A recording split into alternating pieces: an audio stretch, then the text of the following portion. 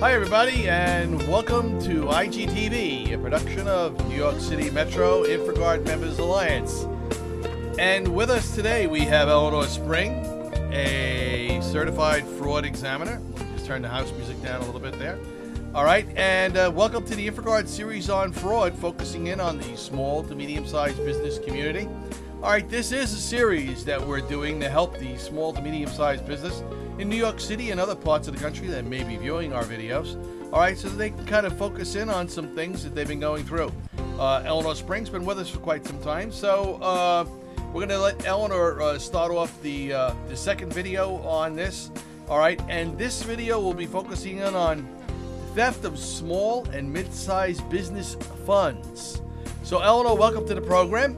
And thanks for giving us your time and your experience here. Why don't you take it away? Okay, Joe, thank you. According to the FBI, several new fraud cases are opening up weekly. And it involves small and mid-sized businesses. And it's happening at a very rapid clip. What's happening is the small to mid-sized business usually likes to bank at smaller, more local banks. And what happens is the smaller local banks don't always have the money to put all the proper fraud prevention policies into place. Makes it easier for the thieves to get in there and steal. It shocks me to know that a bank is not fully operational in terms of fraud protection. So that's one of the things that really, really concerns me. But the IC3, which is the Internet Crime Complaint Center, is a partnership with the FBI, the National White Collar Crime Center, and the Bureau of Justice Assistance.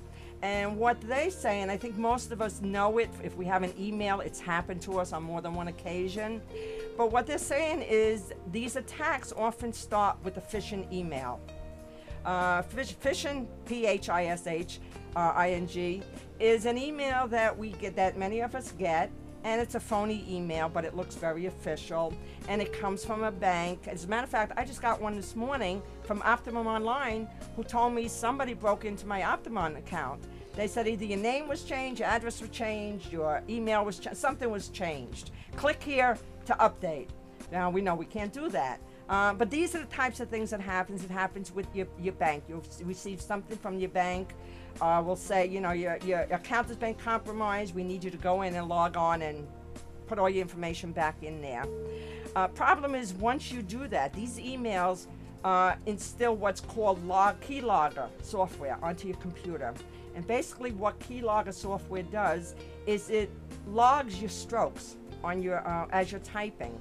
And I had an interesting experience with that, only because for those of us who drive, they have safe driver courses that you can take. You can go into one of these centers, you sit there for 8 hours, and you take these safe driver courses, and you get credit for it. Well, they came out with something new that you can do it online now. You can do it when you want. You can do it an hour here, 2 hours there, whatever you want to do. But the interesting part of it was they ask you to log on or to register, put a username and a password. And they tell you anytime you want to get off, you can get off, but they capture your password according to how hard you press the key, according to how your movements are, and I found it very fascinating that they can do that. Well, the thieves can do it too, and they do it quite well.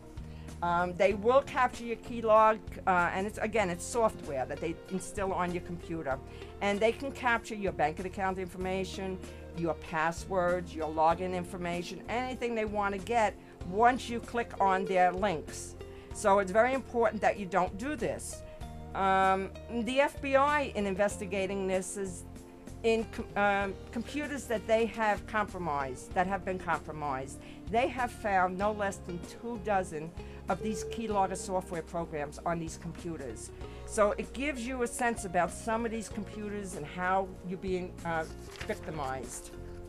I just went over how you get a credit email, and it can be from your bank, it can be from a credit card, it can be from anyone you do business with. And that's the sad part, because sometimes you think, wow, okay, maybe this is legit. Maybe I should go on and put my information in there. Many people still do it. It comes from the Internal Revenue. I've seen it. I've seen from UPS, I've seen from the banks, I even seen from my library. So all this stuff does go on, and it's very easy to get caught up in this and become a victim of identity theft. Well, that's a perfect spot for us to kind of take a look at what's going on. All right, and break for a short commercial here. All right, as Eleanor Spring continues, Eleanor is a certified fraud examiner. She's going to come back in the second segment here and talk about money mules. All right, and we'll be right back after this message. Bye now.